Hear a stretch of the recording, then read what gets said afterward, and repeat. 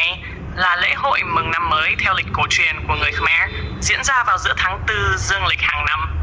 Tên gọi Chol Nam Thamay trong tiếng Khmer có nghĩa là vào năm mới.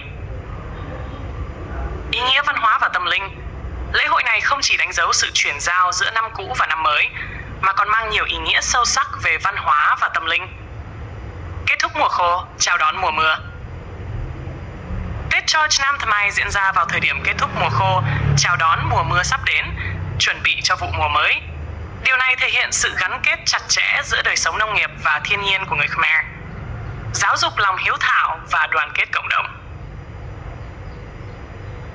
Đây là dịp để con cháu bày tỏ lòng biết ơn đối với ông bà cha mẹ, đồng thời thể hiện tinh thần đoàn kết trong cộng đồng thông qua việc cùng nhau tham gia các nghi lễ và hoạt động truyền thống, tưởng nhớ tổ tiên và cầu nguyện cho người đã khuất. Trong lễ hội, người Khmer thường tổ chức lễ cầu siêu để tưởng nhớ và cầu nguyện cho linh hồn những người thân đã qua đời, thể hiện lòng kính trọng và biết ơn đối với tổ tiên. Các nghi lễ truyền thống. Tết Chol Nam Thamay kéo dài 3 ngày. Mỗi ngày có một ý nghĩa và nghi lễ riêng. 1. Ngày thứ nhất, Moha Sangkran. Đây là ngày đầu tiên của năm mới. Người dân dọn dẹp nhà cửa, mặc trang phục truyền thống và đến chùa thắp hương, cúng dường, nghe giảng kinh để cầu mong những điều tốt đẹp. 2. Ngày thứ hai, Veariak Vabat. Ngày này dành cho việc làm từ thiện, giúp đỡ người nghèo, người có hoàn cảnh khó khăn. Người dân cũng đến chùa để cầu nguyện và tham gia các hoạt động công đức. 3. Ngày thứ ba, Veariak Leongsak. Vào ngày cuối cùng, người Khmer thực hiện nghi lễ tắm tượng Phật và tắm cho ông bà cha mẹ để tỏ lòng hiếu kính, đồng thời cầu mong sức khỏe và bình an cho gia đình.